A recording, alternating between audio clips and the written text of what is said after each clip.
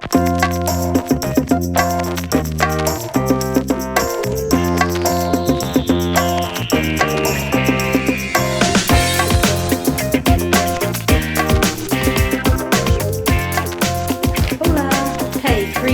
guys, and welcome to your October taroscope reading with me. This is yours, Sagittarius, so hey, thanks for joining me. Sit back, relax, chill out and see what's in store for you guys for October. This is a 6-card reading and we are using the Morgan Greer. As you can see, there's a chakra card at the end of the reading too for some extra balance and empowerment. So let's see what's in store, guys, for your October reading. Your first card, which is the present or represents the present, is the Two of Rods. Your second card represents hidden influences. Your third card represents obstacles. Your fourth card represents the attitudes of others. Your fifth card is what you should do at this point in time. And your sixth card is the overall energy card. I'll just move the camera a little bit to align with the cards there. Fine tune it and off we go. 3 major arcana cards for you guys, so I think that we could say perhaps the lunar eclipse, the ecliptical energies for September may have played a part in your decisions and how you are moving forward and energies around you. So those are your 3 major arcanas. You have a Pentacles, Cups and a Rods. Nice mix going on there, guys, and quite some interesting colour mixes too. I see a little bit of blue. I always think of blue as being sort of a colour that portends to things taking their time to, you know, come out and move along. It's more like a gently easy go type colour. It's not necessarily going anywhere in a hurry. But let's start with your, and the little tings in the background is my phone. I don't normally have my phone in for readings, but I've decided it can sit there because every time it gives off that little ting, it's kind of like an extra synchronistic message. So we're going to move and start in with the first card, the Two of Rods, which is the present or the present feeling that you're walking into the month of October with. Now we see him very clearly looking back in time as if he's contemplating something that's happened earlier in the year. He is holding on to a rod and a crystal ball, but to his left there is another rod and another hand, and you can't see who's holding that rod. So twos are often taught to us about bringing balance, and especially balance within relationships, and sometimes that close relationship such as your other partner or a partner of some sorts. This can also be a business partner or a love interest or a family member that is requiring some balance within the relationship, but is sort of semi out of the picture. So again, this could be leading back to slightly earlier time period or frame in the year that you are needing to readdress or look back on to pull back the relevance as to what's going on right now. The other thing about the Two of Wands, which I find quite empowering with this card, is it's often about your creative perspective and abilities in life, and that you are contemplating doing something with this.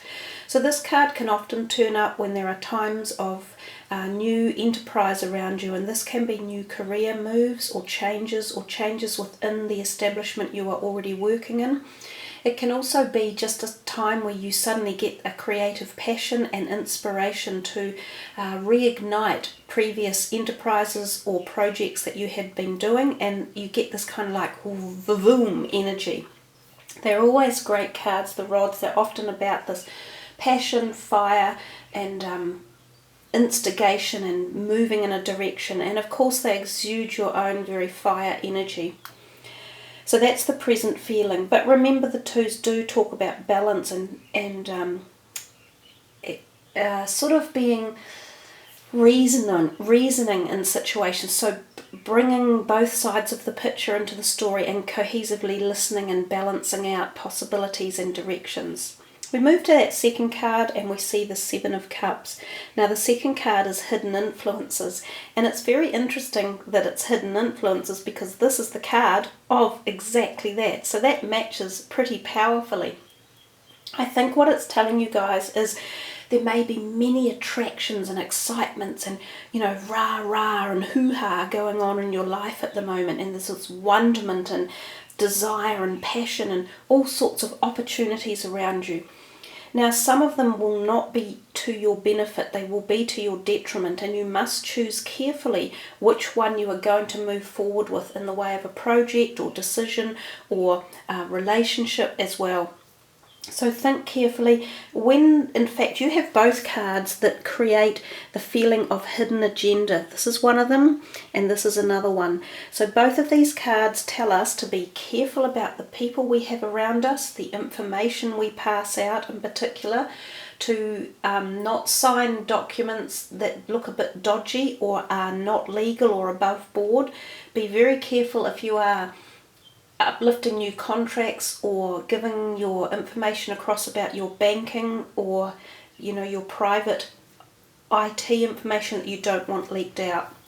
So I think the warning is there for you for October. Be a little bit careful about your own personal identity and be wary of identity theft or underhand people or activities going on around you. If it is for love, select an honourable type person who will match you well, not someone who just sort of sets you on fire for those first 2 minutes of chemistry and wild passion. Go a little bit beyond that thinking and look into your options carefully.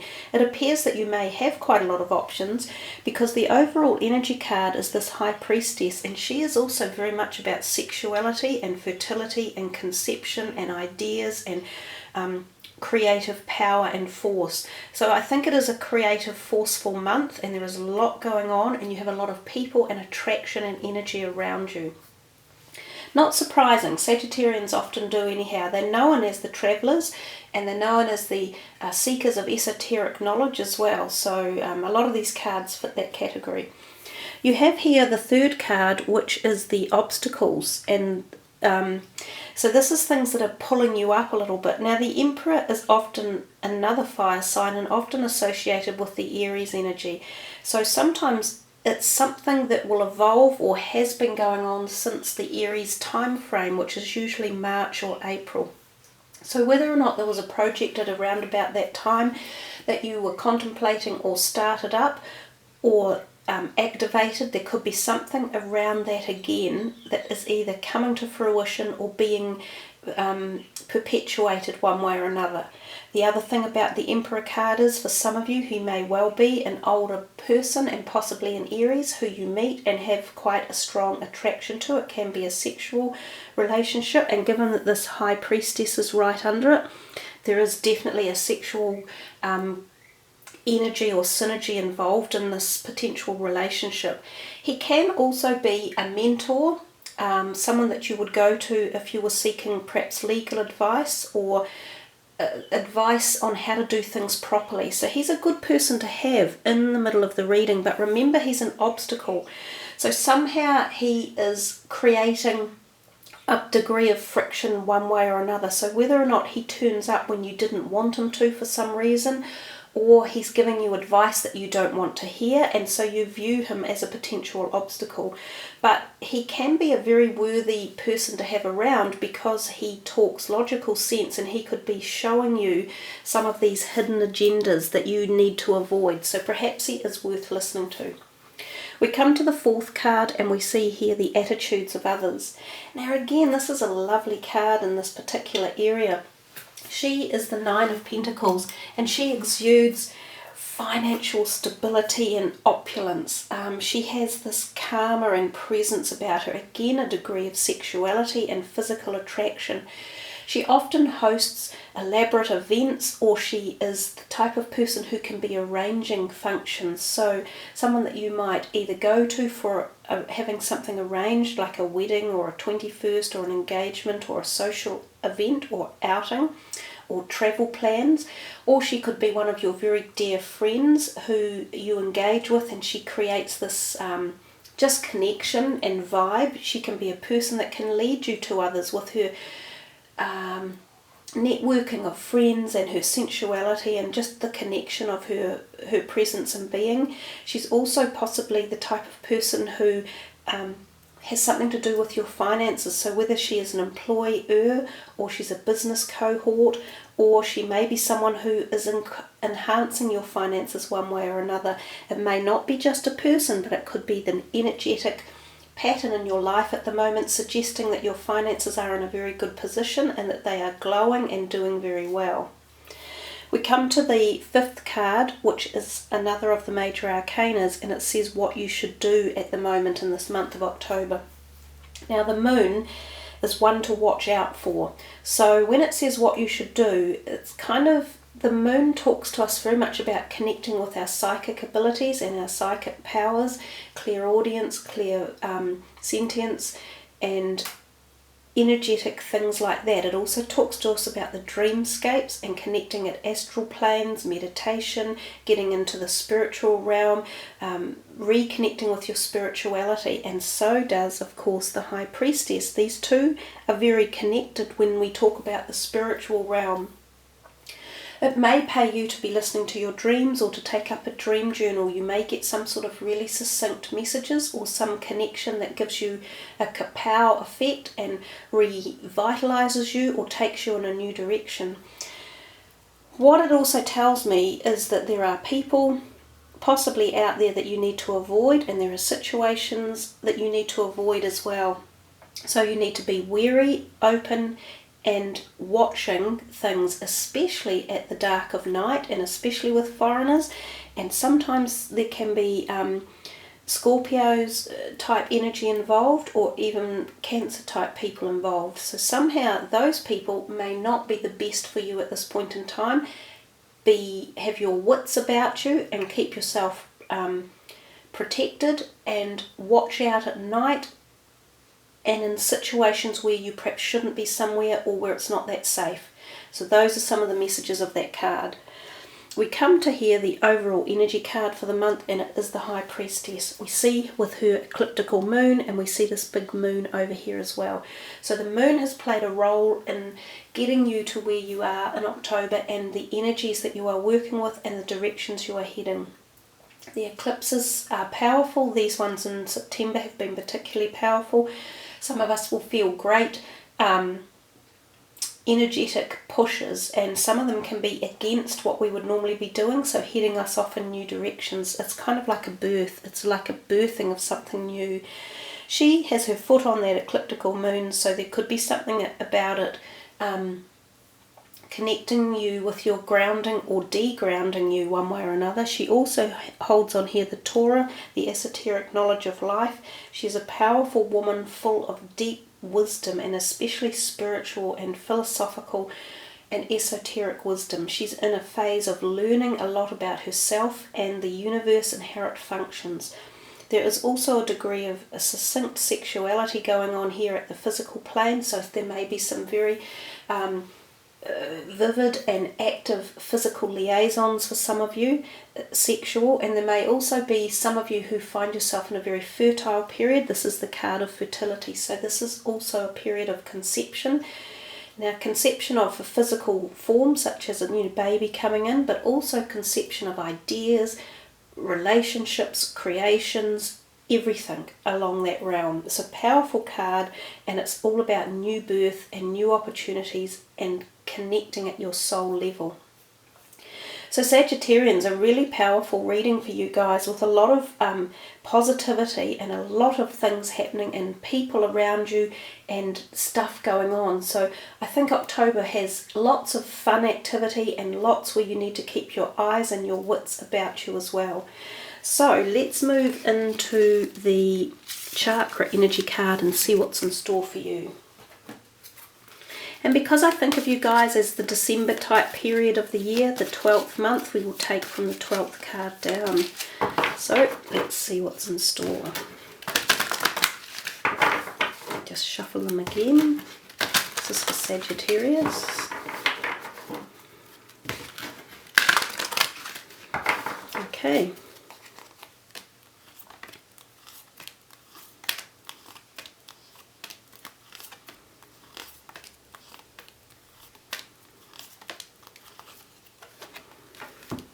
Honesty. And there was a degree of honesty in the reading, or at least we could see a degree of deception. So I think the card is also saying to be honest with yourself and about yourself as well. And that is the blue colour. And I'm going to put this beautiful little Merkaba stone, which is lapis lazulite, on it. So it is the throat chakra area in here, and it's talking or calling to us about honesty, truth, transparency, sincerity and communication. So let's just read the messages for you, because the words themselves in the book are actually really, really powerful. Honesty opens the door to true freedom. Honesty is the currency of inner strength. Experience the power of sharing your truth. With eyes searching outside of herself for an answer, a young woman comes to realize that in truth she is already holding the key to her freedom in this moment. By claiming the courage to genuinely express what's in her heart, she opens an inner doorway to illuminate her entire experience. Complications unravel, confusion dissolves, the path forward is open and clear. This card is all about truth, to live honestly and truthfully, being honest in your words and actions. While sometimes honesty seems like a difficult path to walk, in the end it is the only way that truly fulfills and sustains us. When you can speak your truth without attachment to how others respond, then you are truly free to be yourself. When we gossip about others or speak dishonestly in any way, there is a part of us that knows it. If we go along with something that isn't aligned with who we really are, we feel it deep inside. By acting outside of our integrity, we betray a part of ourselves, and in doing so we move away from our soul's path. This card is a call to new levels of honesty and transparency. It is time to honour your values and beliefs and to live in alignment with these. If there are things that need to be said, now may be the time to speak up. If you are living in ways that are not aligned with who you came here to be, now is the time to be honest with yourself. If you feel blocked or stuck in your relationships because of hidden truths or unshared feelings, take this opportunity to come clean. Talk about it or write about it. Find ways to honestly express yourself. Your world will be transformed. Honesty puts you on the path to fulfilling your life's purpose and lights up your steps along the way. The more you live in alignment with your truth, the more clearly the universe can move and work through you. The truth will set you free. And I think that is a powerful, powerful ending. There is nothing more empowering than the honesty and being sacred to your integrity values in life. And often we let our integrity values be dissolved by the, as we say, giving away of our honesty, by letting others have a degree of us that we either aren't opening up about or that we hide from. So the moon card may have had many meanings in your reading as well, and it might have been about being open and honest to yourself as well, and making that connection and not hiding, the shadow part of you or what you feel to be the shadow part. So enabling the true self to shine through, which is where the priestess energy comes in as well. So I think it's quite a deep connective reading for you guys for October, and there's a lot that you can work with the words and the cards that arrived. So nice reading there, Sagittarius, a lot to ponder upon, and I think that suits your, your thinking mind and the strategies and the development that you want to take forward. So thanks again for joining me, everyone, and I wish you all a very happy and honest October ahead. So wherever you may be and wherever you may be travelling to or whatever you are doing, have a great one. And thanks again for tuning in. So wishing you all so much love. Namaste.